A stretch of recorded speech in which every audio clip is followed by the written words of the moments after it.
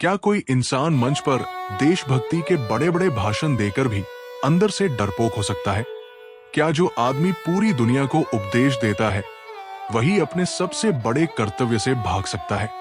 आज की कहानी है एक ऐसे मशहूर देश सेवक की जिसे लोग महान समझते थे, लेकिन एक रात ने उसकी सारी सच्चाई दुनिया के सामने ला दी। जब शहर में मौत मंडरा रही थी, जब गरीब लोग तड़प तड़प कर मर रहे थे, तब असली इंसान कौन निकला? पढ़ा लिखा नेता या एक साधारण गांव का आदमी? मुंशी प्रेमचंद की बेहद गहरी और आंखें खोल देने वाली कहानी उपदेश। इस कहानी का अंत आपके सोचने का तरीका बदल देगा, इसलिए वीडियो को आखिर तक जरूर देखिए।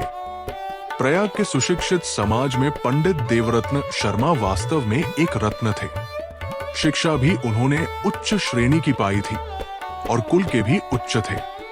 न्यायशिला गवर्नमेंट ने उन्हें एक उच्च पद पर नियुक्त करना चाहा, पर उन्होंने अपनी स्वतंत्रता का घात करना उचित न समझा। उनके कई शुभचिंतक मित्रों ने बहुत समझाया कि इस सुअवसर को हाथ से मत जाने दो। सरकारी नौकरी बड़े भाग्य से मिलती है, बड़े बड़े लोग इसके लिए तरसते हैं और कामना लिए ही संसार से प्रस्थान कर जाते हैं। अपने कुल की कीर्ति उज्जवल करने का इससे सुगम और मार्ग नहीं है। इसे कल्पवृक्ष समझो। विभव, संपत्ति, सम्मान और ख्याति ये सब इसके दास है। रह गई देश सेवा, सो तुम ही देश के लिए क्यों प्राण देते हो?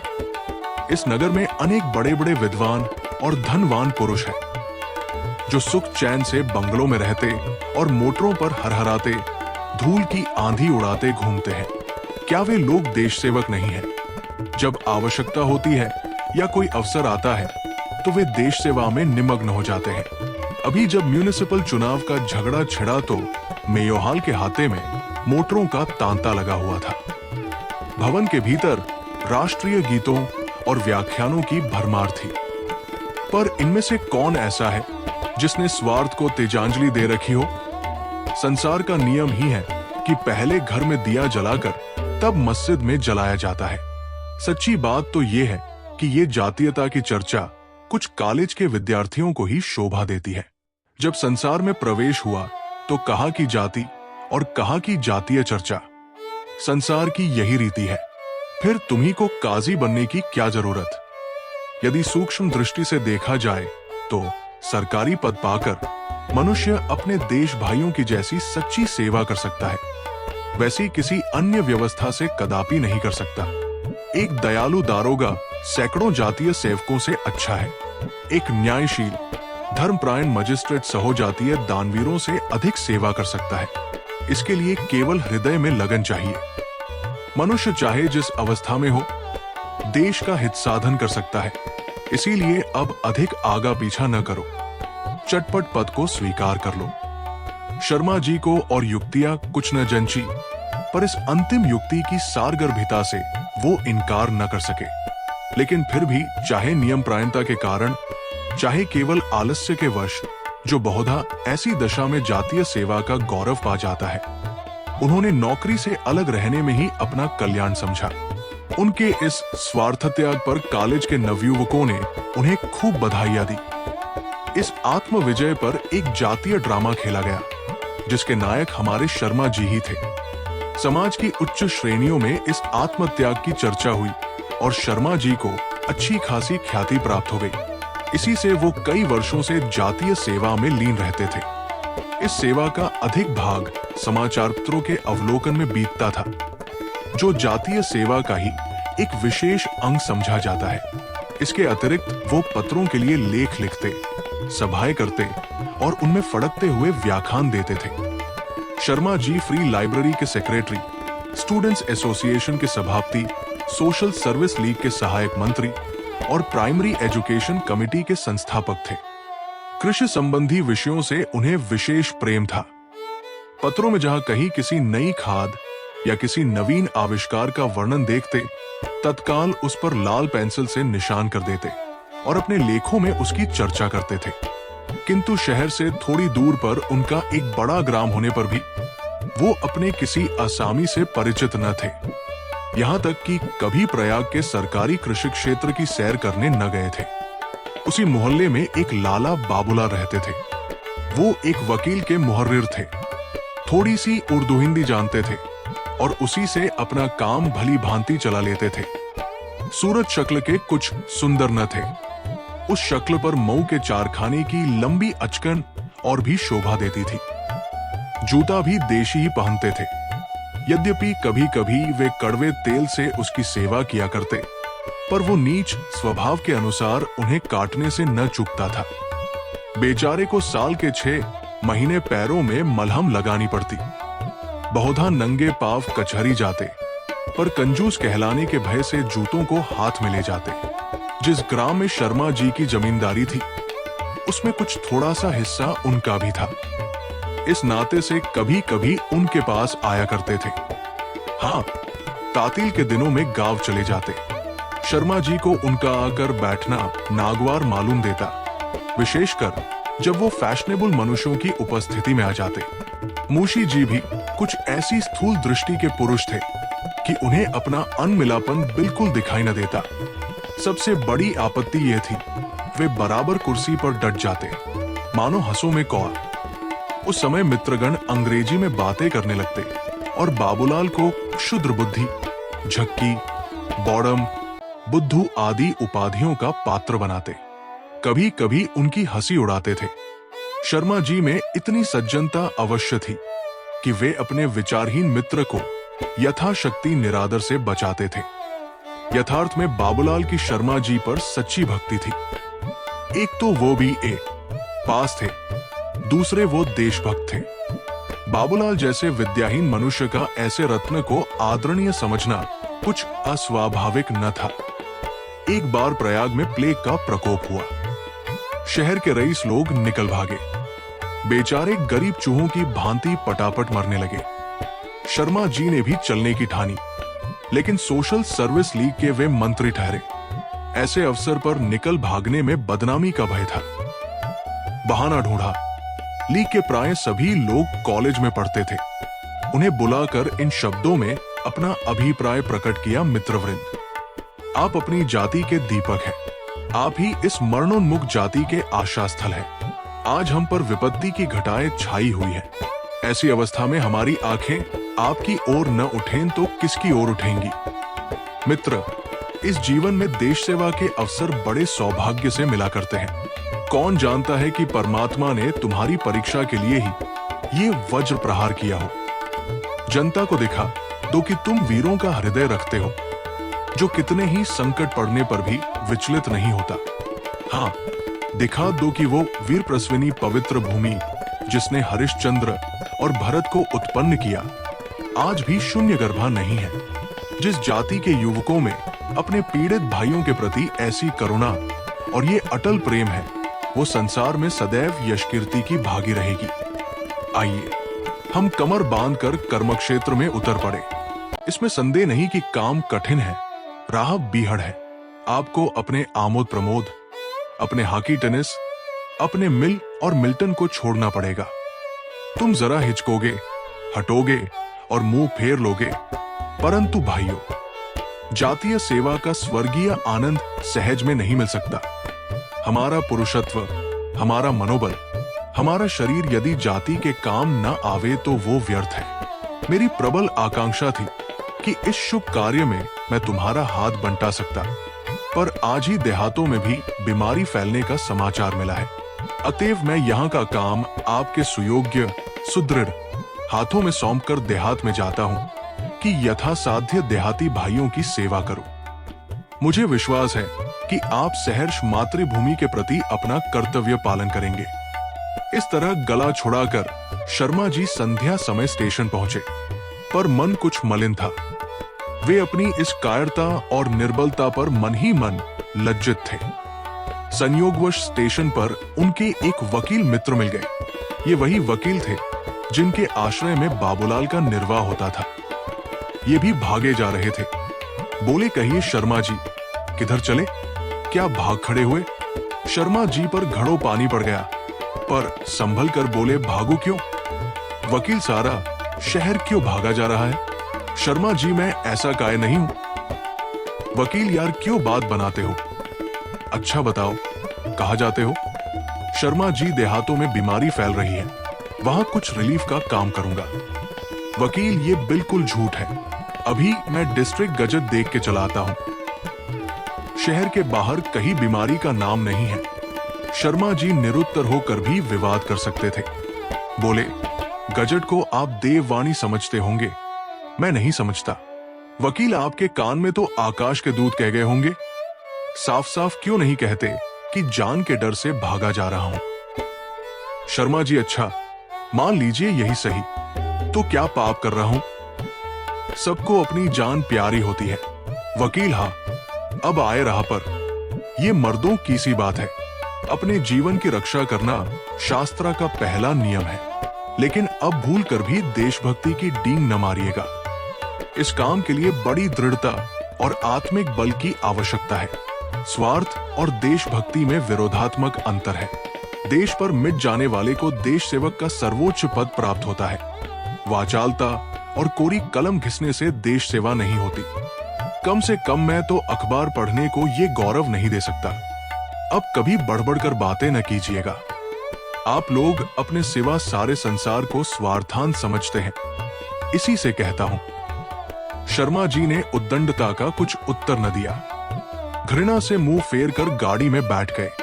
तीसरे ही स्टेशन पर शर्मा जी उतर पड़े। वकील की कठोर बात से खिन्न हो रहे थे। चाहते थे कि उसकी आंख बचाकर निकल जाए, पर देख ही लिया और हंसकर बोला, क्या आपके ही गांव में प्लेग का दौरा हुआ है? शर्मा जी ने कुछ उत्तर न दिया। बहली पर जा बैठे। कई बेगार हाजिर थे। उन्होंने असबाब उठाया। फागुन का महीना था। आमों के बौर से महकती हुई मंद मंद वायु चल रही थी। कभी कभी कोयल की सुरीली तान सुनाई दे जाती थी। खलिहानों में किसान आनंद से उन्मत्त होकर फाग गा रहे थे। लेकिन शर्मा जी को अपनी फटकार पर ऐसी ग्लानि थी कि इन चित्ताकर्षक वस्तुओं का उन्हें कुछ ध्यान ही न हुआ। थोड़ी देर बाद वे ग्राम में पहुंचे। शर्मा जी के स्वर्गवासी पिता एक रसिक पुरुष थे। एक छोटा सा बाग, छोटा सा पक्का कुआं, बंगला, शिव जी का मंदिर, ये सब उन्हीं के कीर्ति चिन्ह थे। वो गर्मी के दिनों में यही रहा करते थे। पर शर्मा जी के यहां आने का पहला ही अवसर था। बेगारियों ने चारों तरफ सफाई कर रखी थी। शर्मा जी बहली से उतरकर सीधे बंगले में चले गए। सैकड़ों असामी दर्शन करने आए थे, पर वो उनसे कुछ न बोले। घड़ी रात जाते जाते शर्मा जी के नौकर टमटम लिए आ पहुंचे।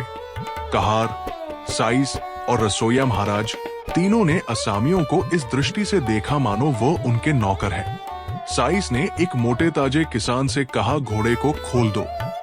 किसान बेचारा डरता डरता घोड़े के निकट गया। घोड़े ने अनजान आदमी को देखते ही तेवर बदलकर कनौतियां खड़ी की। किसान डर कर लौट आया। तब साइस ने उसे ढकेल कर कहा, बस मेरे बछिया के ताऊ ही हो। हल जोतने से क्या अक्ल भी चली जाती है? ये लोग घोड़ा टहलाओ। मुंह क्या बनाते हो? कोई सिंह है कि खा जाएगा? किसान ने भय से कांपते हुए रास पकड़ी। उसका घबराया हुआ मुख देखकर हंसी आती थी। पग पग पर घोड़े को चौकन्नी दृष्टि से देखता, मानो वो कोई पुलिस का सिपाही है। रसोई बनाने वाले महाराज एक चारपाई पर लेटे हुए थे। कड़क कर बोले, अरे नवा कहाँ है? चल पानी वानी ला, हाथ पैर धो दे। कहार ने कहा, अरे किसी के पास जरा सुरती चुना हो तो देना। बहुत देर से तमाकू नहीं खाई। मुख्तार, कारिंदा साहब ने इन मेहमानों की दावत का प्रबंध किया। साइस और कहार के लिए पूरियां बनने लगी। महाराज को सामान दिया गया। मुख्तार साहब इशारे पर दौड़ते थे और दीन किसानों का तो पूछना ही क्या, वे तो बिना दामों के गुलाम थे। सच्चे स्वतंत्र लोग इस समय सेवकों के सेवक बने हुए थे। कई दिन बीत गए। शर्मा जी अपने बंगले में बैठे पत्र और पुस्तकें पढ़ा करते थे। रस्किन के कथनानुसार राजाओं और महात्माओं के सत्संग का सुख लूटते थे। हालैंड के कृषि विधान, अमेरिकी शिल्प वाणिज्य और जर्मनी की शिक्षा प्रणाली आदि गूढ़ विषयों पर विचार किया करते थे।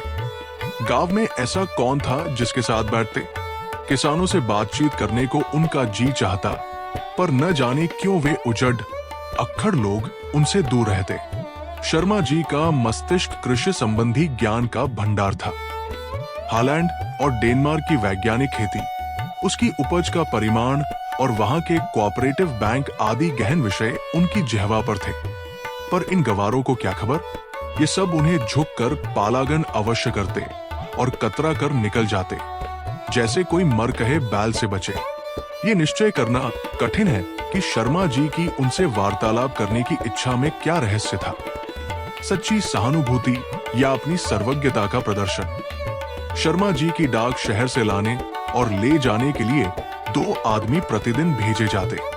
वो लुई कोने की जल चिकित्सा के भक्त थे, मेवों का अधिक सेवन करते थे। एक आदमी इस काम के लिए भी दौड़ाया जाता था।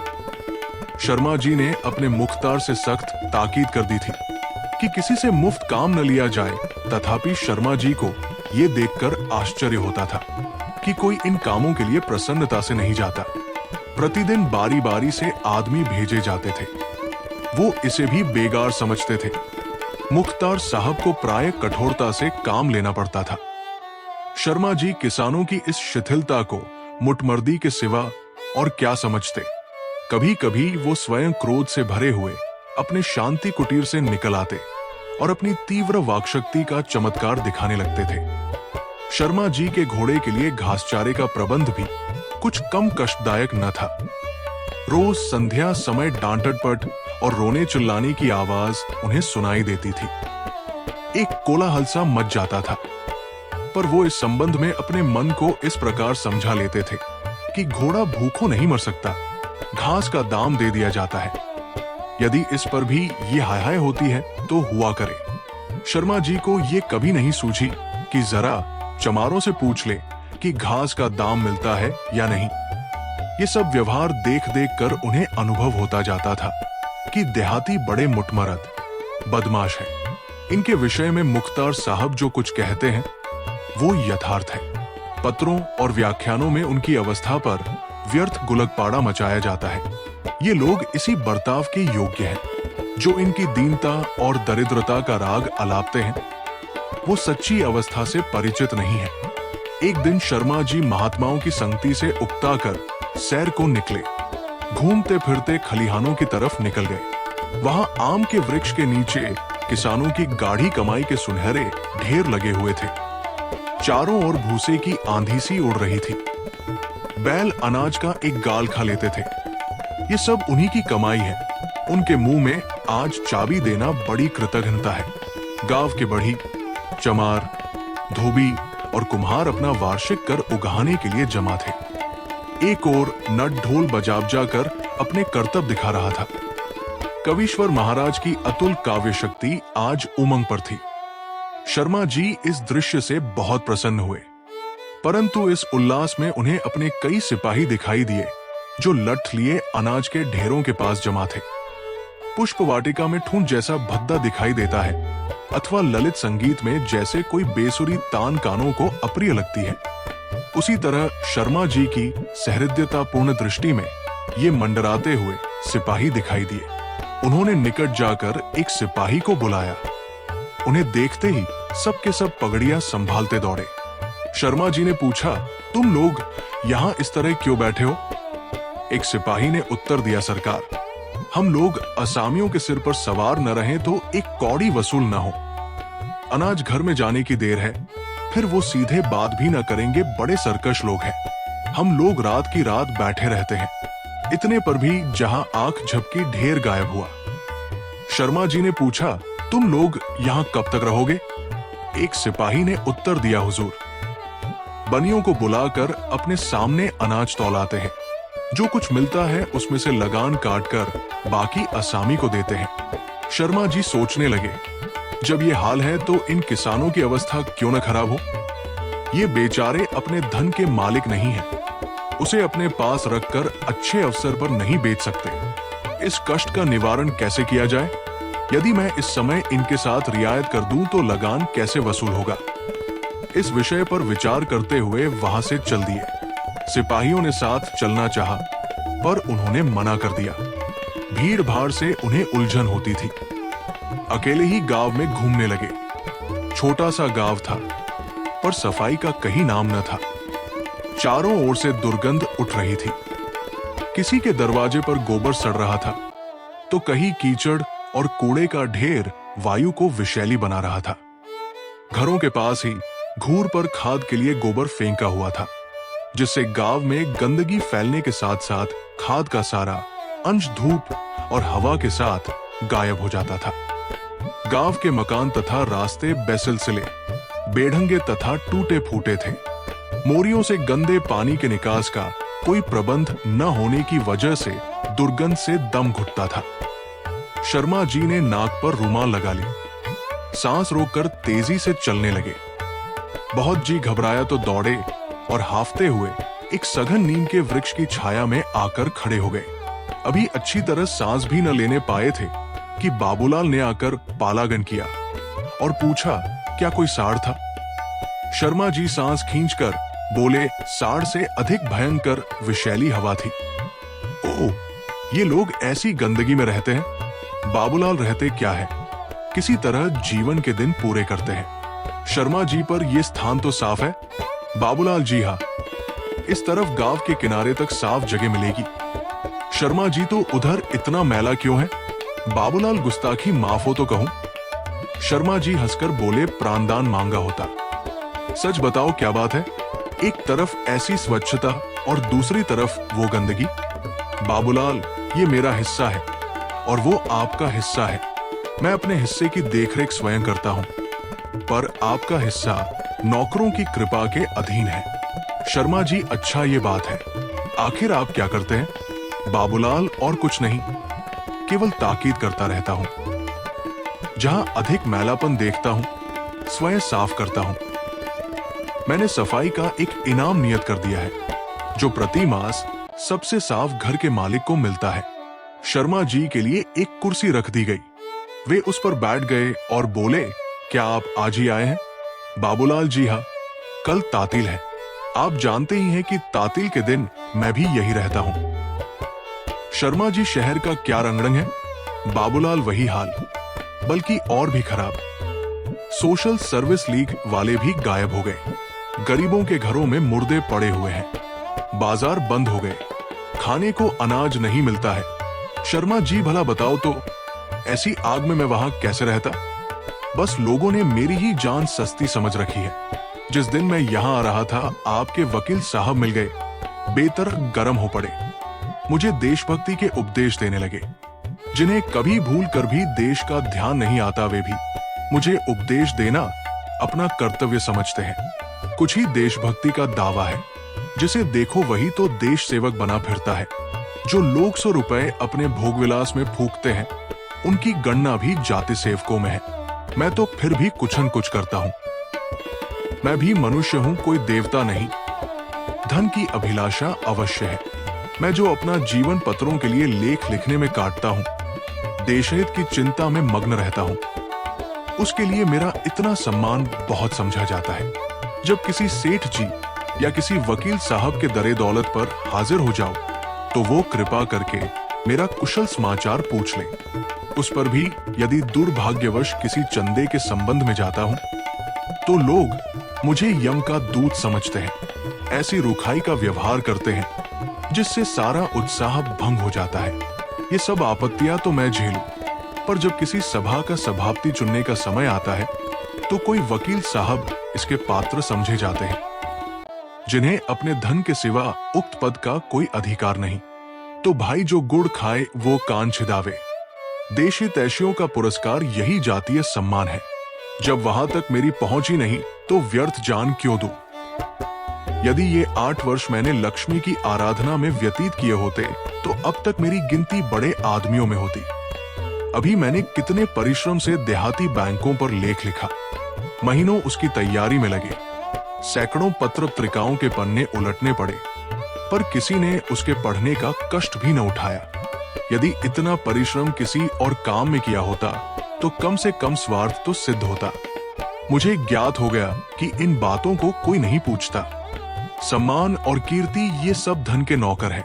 बाबूलाल, आपका कहना यथार्थी है, पर आप जैसे महानुभाव इन बातों को मन में लावेंगे तो ये काम कौन करेगा? शर्मा जी वही करेंगे जो ऑनरेबल बने फिरते हैं। या जो नगर के पिता कहलाते हैं। मैं तो अब देशाटन करूंगा, संसार की हवा खाऊंगा। बाबूलाल समझ गए कि ये महाशय इस समय आपे में नहीं है। विषय बदलकर पूछा, ये तो बताइए, आपने देहात को कैसे पसंद किया? आप तो पहले ही पहल यहाँ आए हैं। शर्मा जी बस यही कि बैठे बैठे जी घबराता है। हाँ, कुछ नए अनुभव अवश्य प्राप्त हुए हैं, कुछ भ्रम दूर हो गए। पहले समझता था कि किसान बड़े दीन दुखी होते हैं, अब मालूम हुआ कि ये मुठमरद, अनुदार और दुष्ट है। सीधे बात न सुनेंगे, पर कड़ाई से जो काम चाहे करा लो। बस निरे पशु है, और तो और लगान के लिए भी उनके सिर पर सवार रहने की जरूरत है। कल जाओ तो कौड़ी वसूल न हो। नालिश कीजिए, बेदखली जारी कीजिए, कुर्की कराइए। ये सब आपत्तियां सहेंगे, पर समय पर रुपया देना नहीं जानते। ये सब मेरे लिए नई बातें हैं। मुझे अब तक इनसे जो सहानुभूति थी वो अब नहीं है। पत्रों में उनकी हीनावस्था के जो मरसिए गाए जाते हैं वो सर्वथा कल्पित है। क्यों, आपका क्या विचार है? बाबूलाल ने सोचकर जवाब दिया, मुझे तो अब तक कोई शिकायत नहीं हुई। मेरा अनुभव यह है कि ये लोग बड़े शीलवान, नम्र और कृतज्ञ होते हैं, परंतु उनके ये गुण प्रकट में नहीं दिखाई देते। उनमें मिलिए और उन्हें मिलाइए, तब उनके जौहर खुलते हैं। उन पर विश्वास कीजिए, तब वो आप पर विश्वास करेंगे। आप कहेंगे इस विषय में अग्रसर होना उनका काम है, और आपका ये कहना उचित भी है। लेकिन शताब्दियों से वो इतने पीसे गए हैं, इतनी ठोकरें खाई है कि उनमें स्वाधीन गुणों का लोपसा हो गया है। जमींदार को वो एक हौवा समझते हैं जिनका काम उन्हें निगल जाना है। वो उनका मुकाबला नहीं कर सकते, इसलिए छल और कपट से काम लेते हैं, जो निर्धनों का एकमात्र आधार है। पर आप एक बार उनके विश्वास पात्र बन जाइए, फिर आप कभी उनकी शिकायत न करेंगे। बाबूलाल ये बातें कर ही रहे थे कि कई चमारों ने घास के बड़े बड़े गट्ठे लाकर डाल दिए और चुपचाप चले गए। शर्मा जी को आश्चर्य हुआ। इसी घास के लिए इनसे बंगले पर हाय हाय होती है, और यहाँ किसी को खबर भी नहीं हुई। बोले, आखिर अपना विश्वास जमाने का कोई उपाय भी है? बाबूलाल ने उत्तर दिया, आप स्वयं बुद्धिमान हैं। आपके सामने मेरा मुंह खोलना धृष्टता है। मैं इसका एक ही उपाय जानता हूं। उन्हें किसी कष्ट में देखकर उनकी मदद कीजिए। मैंने उन्हीं के लिए वैद्यक सीखा और एक छोटा मोटा औषधालय अपने साथ रखता हूं। रुपया मांगते हैं तो रुपया, अनाज मांगते हैं जो अनाज देता हूं, पर सूद नहीं लेता। इससे मुझे ग्लानि नहीं होती। दूसरे रूप में सूद अधिक मिल जाता है। गांव में 2 अंधी स्त्रियां और 2 अनाथ लड़कियां हैं। उनके निर्वाह का प्रबंध कर दिया है। होता सब उन्हीं की कमाई से है, पर नेकनामी मेरी होती है। इतने में कई असामी आए और बोले, भैया पोत ले लो। शर्मा जी ने सोचा, इसी लगान के लिए मेरे चपरासी खलिहान में चारपाई डालकर सोते हैं और किसानों को अनाज के ढेर के पास फटकने नहीं देते, और वही लगान यहाँ इस तरह आप से आप चलाता है। बोले, ये सब तो तभी हो सकता है जब जमींदार आप गांव में रहें। बाबूलाल ने उत्तर दिया, जी हाँ। और क्यों? जमींदार के गांव में न रहने से इन किसानों को बड़ी हानि होती है। कारिंदों और नौकरों से ये आशा करनी भूल है कि वो इनके साथ अच्छा बर्ताव करेंगे, क्योंकि उनको तो अपना उल्लू सीधा करने से काम रहता है। जो किसान उनकी मुट्ठी गर्म करते हैं उन्हें मालिक के सामने सीधा, और जो कुछ नहीं देते उन्हें बदमाश और सरकश बतलाते हैं। किसानों को बात बात के लिए चूसते हैं। किसान छान छवाना चाहे तो उन्हें दे, दरवाजे पर एक खूंटा तक गाड़ना चाहे तो उन्हें पूछे, एक छप्पर उठाने के लिए 10 रुपए जमींदार को नजराना दे तो 2 रुपए मुंशी जी को जरूर ही देने होंगे। कारिंदे को घी दूध मुफ्त खिलावे, कहीं कहीं तो गेहूं चावल तक मुफ्त हजम कर जाते हैं। जमींदार तो किसानों को चूसते ही है, कारिंदे भी कम नहीं चूसते।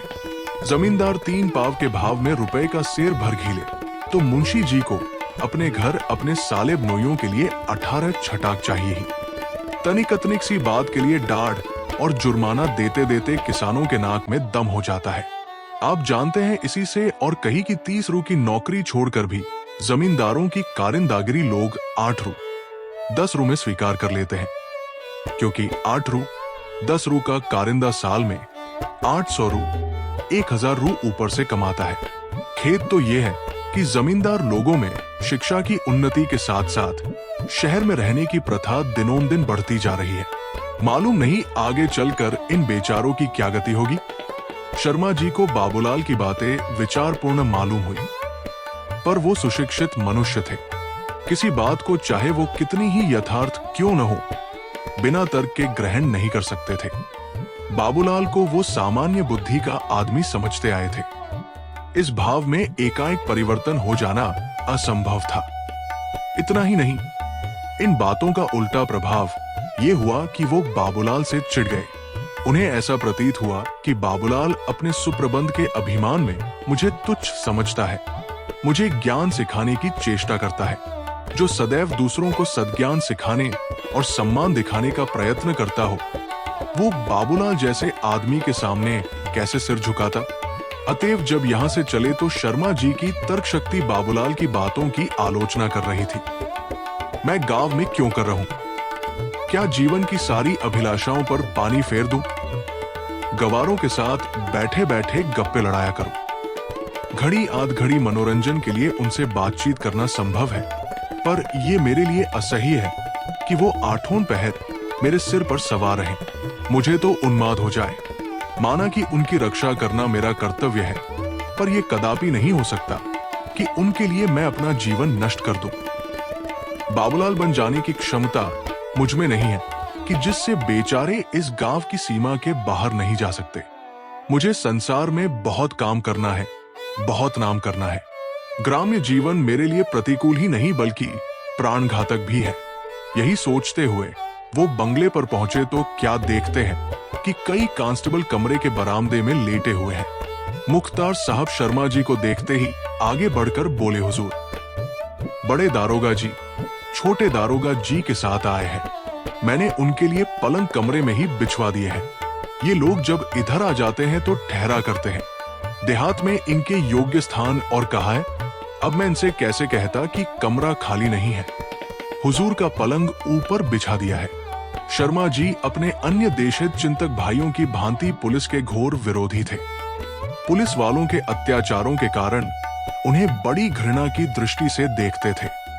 उनका सिद्धांत था कि यदि पुलिस का आदमी प्यास से भी मर जाए तो उसे पानी न देना चाहिए।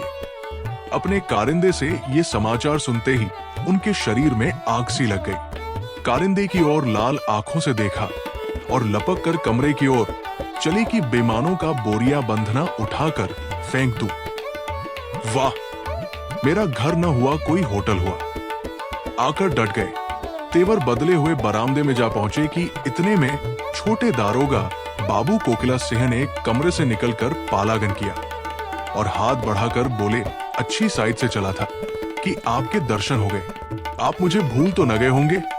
ये महाशय 2 साल पहले सोशल सर्विस लीग के उत्साही सदस्य थे। इंटरमीडिएट फेल हो जाने के बाद पुलिस में दाखिल हो गए थे। शर्मा जी ने उन्हें देखते ही पहचान लिया। क्रोध शांत हो गया। मुस्कुराने की चेष्टा करके बोले, भूलना बड़े आदमियों का काम है। मैंने तो आपको दूर ही से पहचान लिया था। कहिए, इसी थाने में है क्या? कोकिला सिंह बोले, जी हाँ, आजकल यही हूं। आइए, आपको दारोगा जी से इंट्रोड्यूस परिचय करा दूं। भीतर आराम कुर्सी पर लेटे दारोगा जुल्फिकार अली खां हुक्का पी रहे थे। बड़े डीलडॉल के मनुष्य थे। चेहरे से रोब टपकता था। शर्मा जी को देखते ही उठकर हाथ मिलाया और बोले, जनाब से नियाज हासिल करने का शौक मुद्दत से था। आज खुशनसीब मौका भी मिल गया। इस मुदाखिलत बेजा को मुआफ फरमाइएगा। शर्मा जी को आज मालूम हुआ कि पुलिस वालों को अशिष्ट कहना अन्याय है। हाथ मिलाकर बोले, ये आप क्या फरमाते हैं? ये आपका घर है, पर इसके साथ ही पुलिस पर आक्षेप करने का ऐसा अच्छा अवसर हाथ से नहीं जाने देना चाहते थे। कोकिला सिंह से बोले, आपने तो पिछले साल कॉलेज छोड़ा है, लेकिन आपने नौकरी भी की तो पुलिस की। बड़े दारोगा जी ये ललकार सुनकर संभल बैठे और बोले, क्यों जनाब, क्या पुलिस ही सारे महकमों से गया गुजरा है? ऐसा कौन सा सेगा है जहां रिश्वत का बाजार गर्म नहीं? अगर आप ऐसे एक भी सेगा का नाम बता दीजिए तो मैं ताउम्र आपकी गुलामी करूं। मुलाजमत करके रिश्वत लेना मुहाल है। तामिल के सेगे को बेलौस कहा जाता है, मगर मुझको इसका खूब तजर्बा हो चुका है। अब मैं किसी रास्तबाजी के दावे को तस्लीम नहीं कर सकता, और दूसरे सेगों की निस्बत तो मैं नहीं कह सकता, मगर पुलिस में जो रिश्वत नहीं लेता उसे मैं अहमक समझता हूं। मैंने 2-1 दयानतदार सब इंस्पेक्टर देखे हैं, पर उन्हें हमेशा तबाह देखा। कभी मातुई, कभी मुअत्तल, कभी बर्खास्त। चौकीदार और कांस्टेबल बेचारे थोड़ी औकात के आदमी हैं। इनका गुजारा क्यों कर हो? वही हमारे हाथ पाव है, उन्हीं पर हमारी नेकनामी का दारमदार है। जब वो खुद भूखों मरेंगे तब हमारी मदद करेंगे। जो लोग हाथ बढ़ा कर लेते हैं, खुद खाते हैं, दूसरों को खिलाते हैं, अफसरों को खुश रखते हैं, उनका शुमार कारगुजार नेकनाम आदमियों में होता है।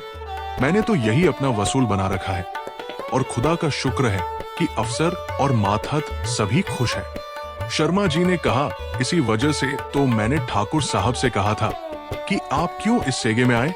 जुल्फिकार अली खां गरम होकर बोले, आए तो मुहकमे पर कोई एहसान नहीं किया। किसी दूसरे सेगे में होते तो अभी तक ठोकरे खाते होते, नहीं तो घोड़े पर सवार नौशा बने घूमते हैं। मैं तो बात सच्ची कहता हूं, चाहे किसी को अच्छी लगे या बुरी। इनसे पूछिए, हराम की कमाई अकेले आज तक किसी को हजम हुई है? ये नए लोग जो आते हैं उनकी ये आदत होती है कि जो कुछ मिले अकेले ही हजम कर ले। चुपके लेते हैं, और थाने के अहलकार मुंह ताकते रह जाते हैं। दुनिया की निगाह में ईमानदार बनना चाहते हैं, पर खुदा से नहीं डरते। अबे, जब हम खुदा ही से नहीं डरते तो आदमियों का क्या खौफ? ईमानदार बनना हो तो दिल से बनो। सच्चाई का स्वांग क्यों भरते हो? ये हजरत छोटी छोटी रकमों पर गिरते हैं। मारे गरूर के किसी आदमी से राय तो लेते नहीं। जहां आसानी से 100 रुपए मिल सकते हैं, वहां 5 रुपए में बुलबुल हो जाते हैं। कहीं दूध वाले के दाम मार लिए, कहीं हज्जाम के पैसे दबा लिए, कहीं बनिए से निर्ख के लिए झगड़ बैठे। ये अफसरी नहीं, लुच्चापन है। गुनाह बेलज्जत, फायदा तो कुछ नहीं, बदनामी मुफ्त। मैं बड़े बड़े शिकारों पर निगाह रखता हूं। ये पिद्दी और बटेर माततों के लिए छोड़ देता हूं। हलफ से कहता हूं, गरज बुरी शय है। रिश्वत देने वालों से ज्यादा अहमक अंधे आदमी दुनिया में न होंगे। ऐसे कितने ही उल्लू आते हैं जो महज ये चाहते हैं कि मैं उसके किसी पट्टीदार या दुश्मन को 2-4 खोटी खरी सुना दूं। कई ऐसे बेईमान जमींदार आते हैं जो ये चाहते हैं कि वो असामियों पर जुल्म करते रहें और पुलिस दखल न दे। इतने ही के लिए वो सैकड़ों रुपए मेरी नजर करते हैं। और खुशामद घालू में ऐसे अक्ल के दुश्मनों पर रहम करना हिमाकत है। जिले में मेरे इस इलाके को सोने की खान कहते हैं। इस पर सबके दांत रहते हैं। रोज एक न एक शिकार मिलता रहता है। जमींदार निरे जाहिल, लंठ, जरा सी बात पर फौजदारियां कर बैठते हैं।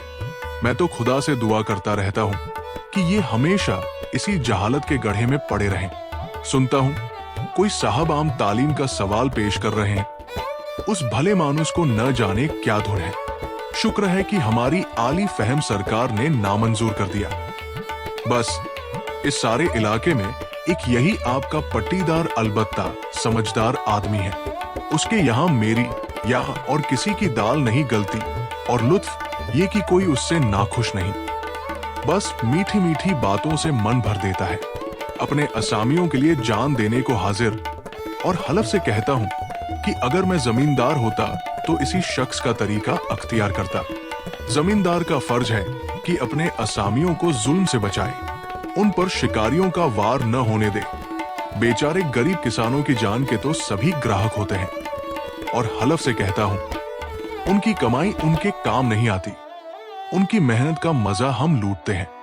यूं तो जरूरत से मजबूर होकर इंसान क्या नहीं कर सकता, पर हक यह है कि इन बेचारों की हालत वाकई रहम के काबिल है, और जो शख्स उनके लिए सीना से पर हो सके उसके कदम चूमने चाहिए।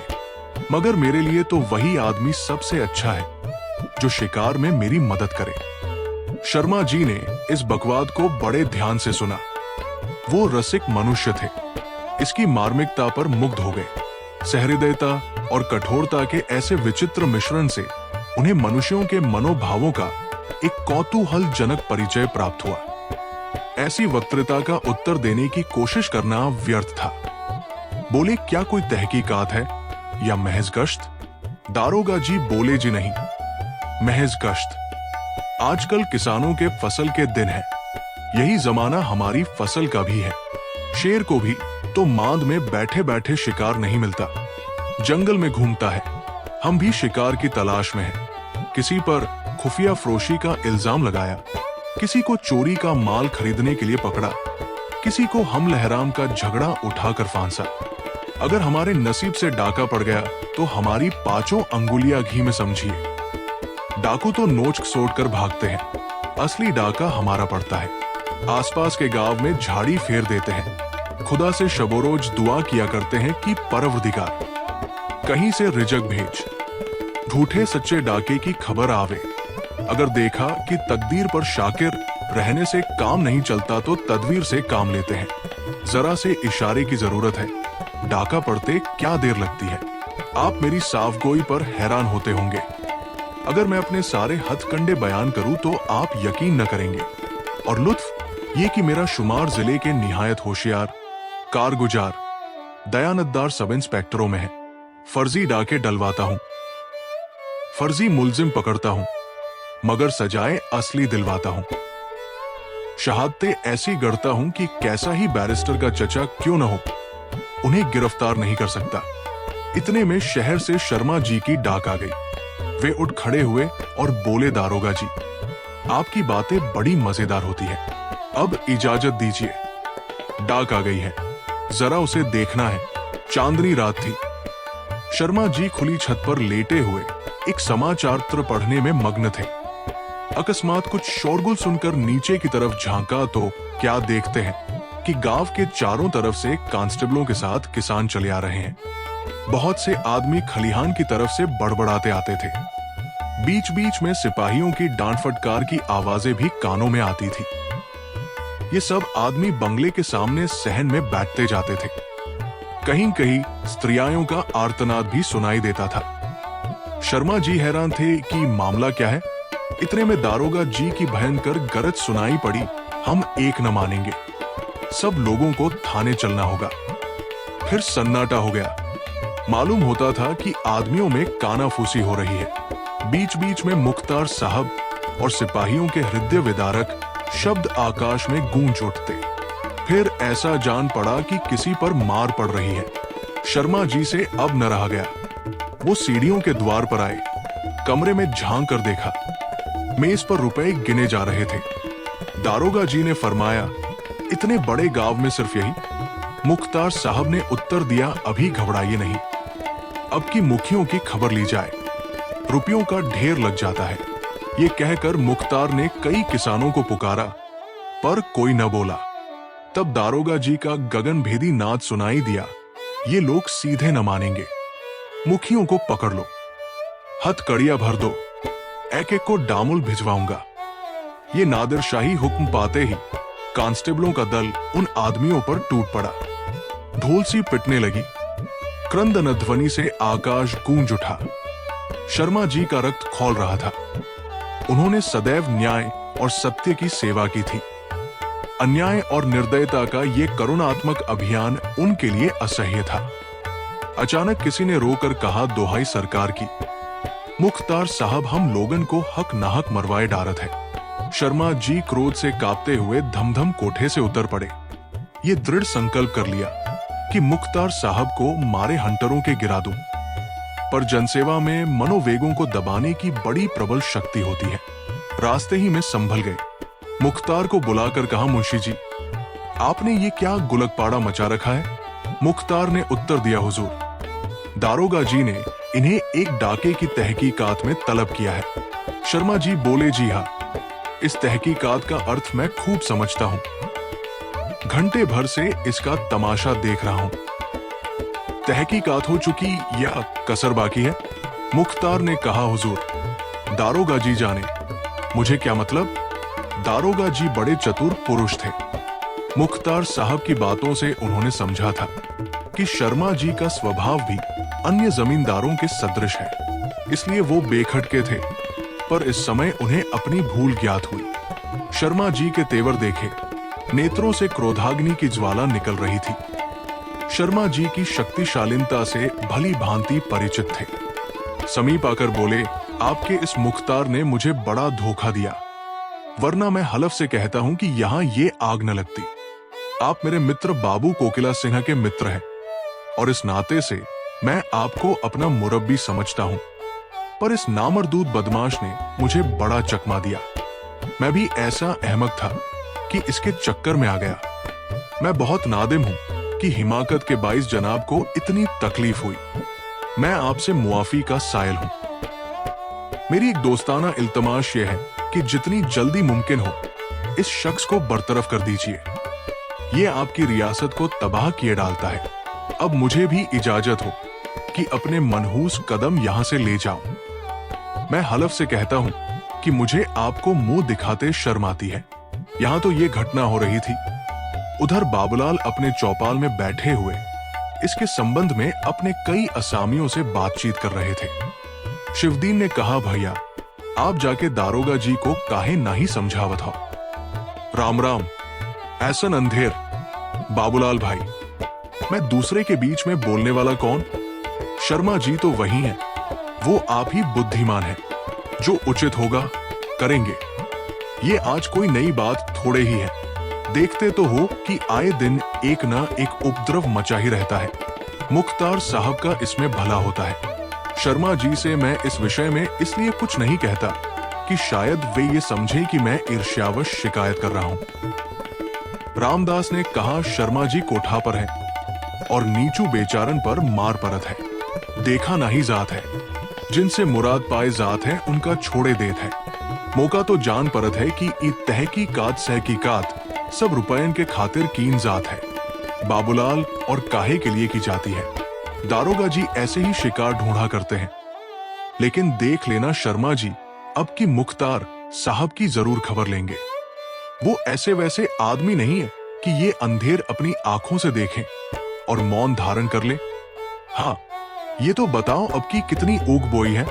रामदास ऊख बोए ढेर रहे, मुदा दुष्टन के मारे बचे पावे। तू मानत नहीं भैया, पर आखन देखी बात है कि करहा के करा रस जरगवा और छटा को भर माल न परा। न जानी अस कौन मंत्र मार देत है। बाबूलाल, अच्छा अब की मेरे कहने से ये हानि उठा लो। देखो ऐसा कौन बड़ा सिद्ध है जो कराही का रस उड़ा देता है। जरूर इसमें कोई ना कोई बात है। इस गांव में जितने कोल्हू जमीन में गड़े पड़े हैं उनसे विदित होता है कि पहले यहाँ ऊख बहुत होती थी, किंतु अब बेचारी का मुंह भी मीठा नहीं होने पाता। शिवदीन, अरे भैया, हमारे होश में इस सब कोल्हू चलत रहे हैं। माघ पूस में रात भर गांव में मेला लगा रहत रहा, पर जब से ई नासनी विद्या फैली है तब से कोऊ का ऊख के नेरे जाए का हियाव नहीं परत है। बाबूलाल, ईश्वर चाहेंगे तो फिर वैसी ही ऊख लगेगी। अब की मैं इस मंत्र को उलट दूंगा। भैया ये तो बताओ, अगर ऊख लग जाए और माल पड़े तो तुम्हारी पट्टी में 1000 का गुड़ हो जाएगा। हरखू ने हंसकर कहा, भैया कैसी बात कहते हो, 1000 तो 5 बीघा में मिल सकत है। हमारे पट्टी में 25 बीघा से कम ऊख नहीं था। कुछ न परे तो 2500 कहू नहीं गए हैं। बाबूलाल, तब तो आशा है कि कोई 50 रुपए बयाई में मिल जाएंगे। ये रुपए गांव की सफाई में खर्च होंगे। इतने में एक युवा मनुष्य दौड़ता हुआ आया और बोला, भैया वो तहकीकात देखे गैल रहली। दारोगा जी सबका डांटत मारत रहे।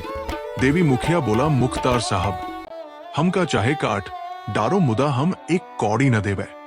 थाना कचहरी जहां कहो चले के तैयार है। ई सुन के मुख्तार लाल हुई गए। 4 सिपाहीन से कहन की एही का पकड़ के खूब मारो। तब देवी चिल्लाए चिल्लाए रोवे लागल। इतने में शर्मा जी कोठी पर से खटखट उतरेन और मुख्तार का लगे डांटे। मुख्तार ठाढ़े झूर हो गए। दारोगा जी धीरे से घोड़ा मंगवाए के भागे। मने शर्मा जी का असीसत चला जात है। बाबूलाल, ये तो मैं पहले ही कहता था कि शर्मा जी से ये अन्याय न देखा जाएगा। इतने में दूर से एक लालटेन का प्रकाश दिखाई दिया। एक आदमी के साथ शर्मा जी आते हुए दिखाई दिए। बाबूलाल ने असामियों को वहां से हटा दिया, कुर्सी रखवा दी और बढ़कर बोले, आपने इस समय क्यों कष्ट किया? मुझको बुला लिया होता। शर्मा जी ने नम्रता से उत्तर दिया, आपको किस मुंह से बुलाता? मेरे सारे आदमी वहां पीटे जा रहे थे, उनका गला दबाया जा रहा था और आप पास न फटके। मुझे आपसे मदद की आशा थी। आज हमारे मुख्तार ने गांव में लूट मचा दी थी। मुख्तार की और क्या कहूं, बेचारा थोड़े औकात का आदमी है। खेत तो ये है कि आपके दारोगा जी भी उसके सहायक थे। कुशल ये थी कि मैं वहां मौजूद था। बाबूलाल, बहुत लज्जित हूं कि इस अवसर पर आपकी कुछ सेवा न कर सका, पर बात यह है कि मेरे वहां जाने से मुख्तार साहब और दारोगा दोनों ही अप्रसन्न होते। मुख्तार मुझसे कई बार कह चुके हैं कि आप मेरे बीच में न बोला कीजिए। मैं आपसे कभी गांव की दशा इस भय से न कहता था कि शायद आप समझें कि मैं ईर्ष्या के कारण ऐसा कहता हूं। यहां ये कोई नई बात नहीं है, आए दिन ऐसी ही घटनाएं होती रहती है, और कुछ इसी गांव में नहीं, जिस गांव को देखिए यही दशा है। इन सब आपत्तियों का एकमात्र कारण यह है कि देहातों में कर्मपरायण, विद्वान और नीतिज्ञ मनुष्यों का अभाव है। शहर के सुशिक्षित जमींदार, जिनसे उपकार की बहुत कुछ आशा की जाती है, सारा काम कारिंदों पर छोड़ देते हैं। रहे देहात के जमींदार सो निरक्षर भट्टाचार्य है। अगर कुछ थोड़े बहुत पढ़े भी हैं, तो अच्छी संगति न मिलने के कारण उनमें बुद्धि का विकास नहीं है। कानून के थोड़े से दफे सुनसुना लिए हैं, बस उसी की रट लगाया करते हैं। मैं आपसे सत्य कहता हूं, मुझे जरा भी खबर होती तो मैं आपको सचेत कर दिया होता। शर्मा जी, खैर ये बला तो टली, पर मैं देखता हूं कि इस ढंग से काम न चलेगा। अपने असामियों को आज इस विपत्ति में देखकर मुझे बड़ा दुख हुआ। मेरा मन बार बार मुझको इन सारी दुर्घटनाओं का उत्तरदाता ठहराता है। जिनकी कमाई खाता हूं, जिनकी बदौलत टमटम पर सवार होकर रईस बना घूमता हूं, उनके कुछ स्वत्व भी तो मुझ पर है। मुझे अब अपनी स्वार्थांता स्पष्ट दिख पड़ती है। मैं आप अपनी ही दृष्टि में गिर गया हूं। मैं सारी जाति के उद्धार का बीड़ा उठाए हुए हूं। सारे भारतवर्ष के लिए प्राण देता फिरता हूं, पर अपने घर की खबर ही नहीं। जिनकी रोटियां खाता हूं, उनकी तरफ से इस तरह उदासीन हूं। अब इस दुर्वस्था को समूल नष्ट करना चाहता हूं। इस काम में मुझे आपकी सहायता और सहानुभूति की जरूरत है। मुझे अपना शिष्य बनाइए। मैं याचक भाव से आपके पास आया हूं। इस भार को संभालने की शक्ति मुझ में नहीं। मेरी शिक्षा ने मुझे किताबों का कीड़ा बनाकर छोड़ दिया और मन के मोदक खाना सिखाया। मैं मनुष्य नहीं, किंतु नियमों का पोथा हूं। आप मुझे मनुष्य बनाइए। मैं अब यही रहूंगा, पर आपको भी यही रहना पड़ेगा। आपकी जो हानि होगी उसका भार मुझ पर है। मुझे सार्थक जीवन का पाठ पढ़ाइए। आपसे अच्छा गुरु मुझे न मिलेगा। संभव है कि आपका अनुगामी बनकर मैं अपना कर्तव्य पालन करने योग्य हो जाऊं। दोस्तों, मुंशी प्रेमचंद की उपदेश हमें सिखाती है कि असली देश सेवा भाषणों से नहीं, बल्कि लोगों के दुख में साथ खड़े होने से होती है। अगर कहानी पसंद आई हो तो वीडियो को लाइक करें, चैनल को सब्सक्राइब करें और ऐसी ही दिल छू लेने वाली कहानियों के लिए जुड़े रहें।